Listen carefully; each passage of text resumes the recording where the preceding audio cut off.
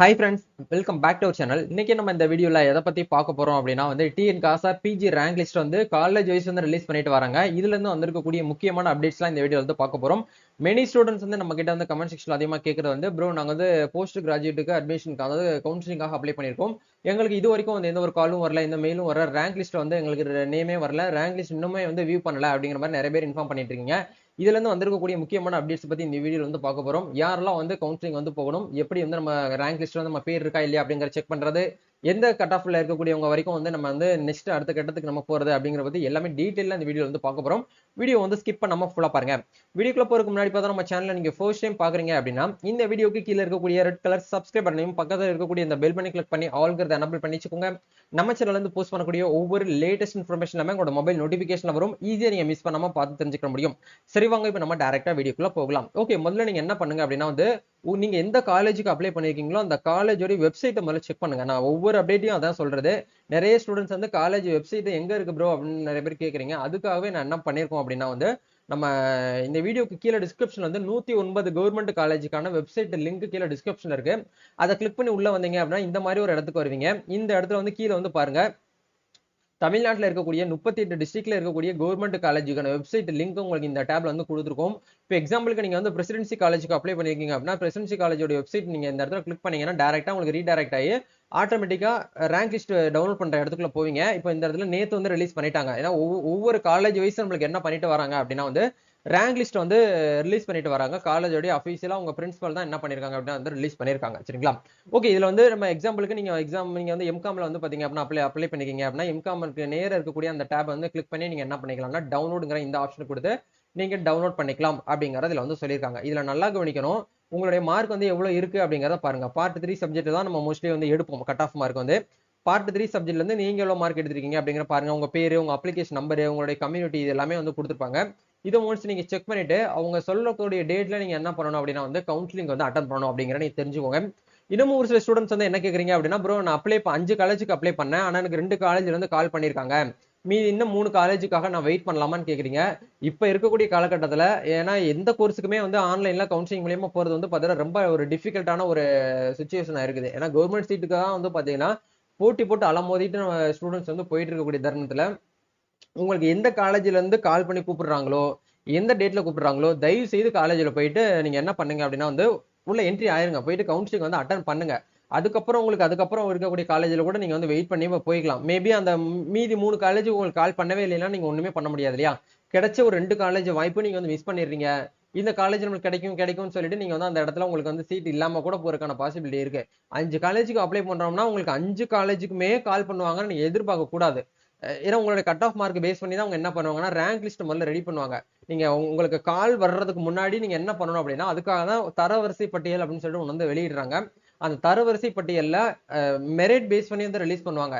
இப்ப எக்ஸாம்பிளுக்கு பிரசிடென்சி காலேஜ்ல ஏகப்பட்ட டிபார்ட்மெண்ட்ஸ் இருக்கு. அதுல எம்காம் டிபார்ட்மெண்ட்ல யாரெல்லாம் அப்ளை பண்ணிருக்காங்களோ அவங்கள மட்டும் தனியா கலெக்ட் பண்ணி எடுத்து ஒரு பிடிஎஃப் மாதிரி ரெடி பண்ணி அந்த ஒரு 110 பேர்ல யார் ஃபர்ஸ்ட் அந்த பிகாம்ல உங்க மார்க் பார்ட் 3ல எவ்வளவு வச்சிருக்காங்களோ அதை பேஸ் பண்ணி தான் டோட்டலா மெரிட் லிஸ்ட் மாதிரி ரிலீஸ் பண்ணுவாங்க. அதுல உங்களுடைய பேர் இருக்கு அப்படின்னா தாராளமா உங்களுக்கு மோஸ்ட்லி ரேங்க் லிஸ்ட்ல பேர் வந்துருச்சுனாலே நீங்க பயப்பட தேவையில்லை. அதுக்கப்புறம் உங்களுக்கு கால் கண்டிப்பா வரும்.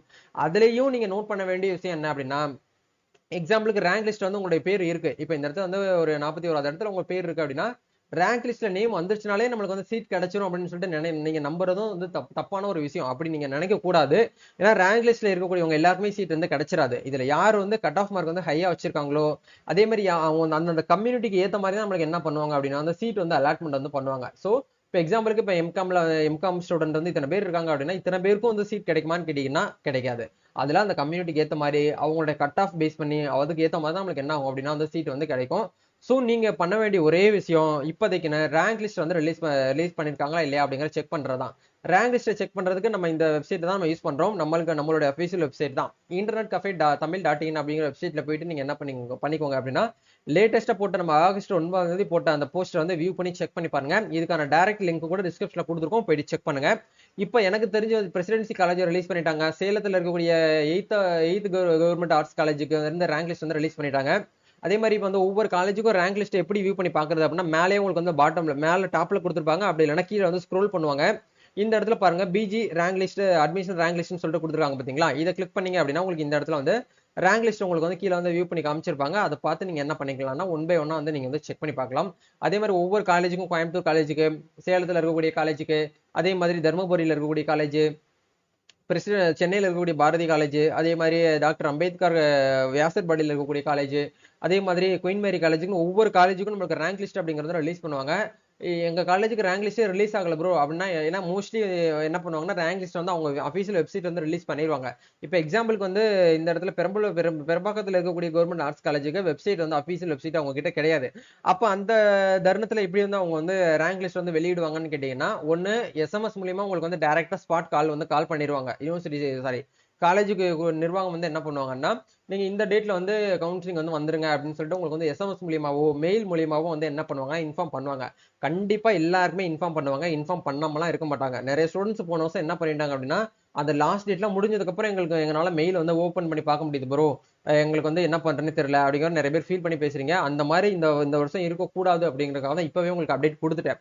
நீங்க பண்ண வேண்டிய ஒரே விஷயம், 5 காலேஜுக்கு அப்ளை பண்ணிருக்கீங்களா, அதுல எந்த காலேஜ்ல முதல்ல உங்களுக்கு வந்து கால் பண்ணி கூப்பிடுறாங்கன்னு பாருங்க. அந்த காலேஜ்ல போயிட்டு நீங்க என்ன பண்ணிக்கோங்கன்னா, அந்த டேட்ல போயிட்டு முதல்ல கவுன்சிலிங் வந்து அட்டன் பண்ணிருங்க. ஏன்னா அதுக்கப்புறம் உங்க காலேஜ் வந்து உங்களுக்கு கூப்பிடலாம், கூப்பிடாம கூட போகலாம். அது இப்ப நம்ம வந்து எதிர்பார்க்க முடியாது இல்லையா? அந்த கட் ஆஃப் மார்க் பேஸ் பண்ணி தான் நம்மளுக்கு கால் பண்ணி கூப்பிடுவாங்க. சோ இதை வந்து முடிஞ்ச வரைக்கும் டிஎன் காசா பிஜிக்கு யாரெல்லாம் அப்ளை பண்ணிட்டு கவுன்சிலிங்காக வெயிட் பண்ணிட்டு இருக்காங்களோ அவங்க எல்லாருமே இந்த வீடியோ வந்து ஷேர் பண்ணி விடுங்க. கவுன்சிலிங் அப்படிங்கிறது 13ஆம் தேதி இன்னையில இருந்து நம்மளுக்கு வந்து ஸ்டார்ட் ஆயிருச்சு. சரிங்களா? யாருக்கு ஸ்டார்ட் ஆயிருக்கு அப்படின்னா, இந்த ஸ்பெஷல் ரிசர்வேஷன் இருக்காங்க பாத்தீங்களா, அவங்களுக்கு வந்து சீட்டை வந்து முதல்ல புக் பண்ணி கொடுத்துருவாங்க, அலாட் பண்ணி கொடுத்துருவாங்க. மீதி இருக்கக்கூடிய சீட்டை தான் வந்து ஜென்ரல் கேட்டகரி, அதாவது நார்மலா காமனா இருக்கக்கூடிய அகாடமிக் ஸ்ட்ரீம்ல, அதாவது ஜென்ரல் கேட்டகரி மீன்ஸ் வந்து நார்மலா ஸ்பெஷல் ரிசர்வேஷன் தவிர மீதி பேர் இருக்காங்கல்ல, அவங்க தான் வந்து ஜென்ரல் கேட்டகரின்னு சொல்லுவோம். அவங்கள தான் வந்து பாத்தீங்க அப்படின்னா அடுத்தடுத்த அப்டேட்ல நம்மளுக்கு வந்து கால் பண்ணி கூப்பிடுவாங்க. சோ மாணவர்கள் எல்லாருமே கொஞ்சம் அலர்ட்டா இருந்துக்கோங்க, ரெடியா இருந்துக்கோங்க. எப்போ வேணாலும் உங்களுக்கு வந்து கால் வரலாம், எப்போ வேணாலும் மெயில் வரலாம், எப்போ வேணாலும் எஸ்எம்எஸ் வரலாம். மொபைல் அடிக்கடி அப்டேட் வச்சுக்கோங்க. அன்னோன் நம்பர்ல இருந்து கால் வந்துச்சு அப்படின்னா தயவு செய்து அட்டன் பண்ணி பேசுங்க. ஏன்னா நிறைய உமன் ஸ்டூடெண்ட்ஸ் வந்து அன்னோன் நம்பர் வந்தாலே கால் பண்ணி எடுக்கவே மாட்டாங்க. அப்படிலாம் நீங்க வந்து வச்சுக்கிறாதீங்க. ஏன்னா இப்ப நீங்க கவுன்சிலிங் வந்து அப்ளை பண்ணிட்டு வெயிட் பண்றீங்க. உங்களுக்கு ஒரு சீட் வேணும் அப்படின்னா அது நம்ம தான் ரெஸ்பான்சிபிள் எடுத்து நம்மளுடைய கையில தான் இருக்கு உங்களுக்கு சீட் கிடைக்குமா கிடைக்காதான்னு சொல்லிட்டு.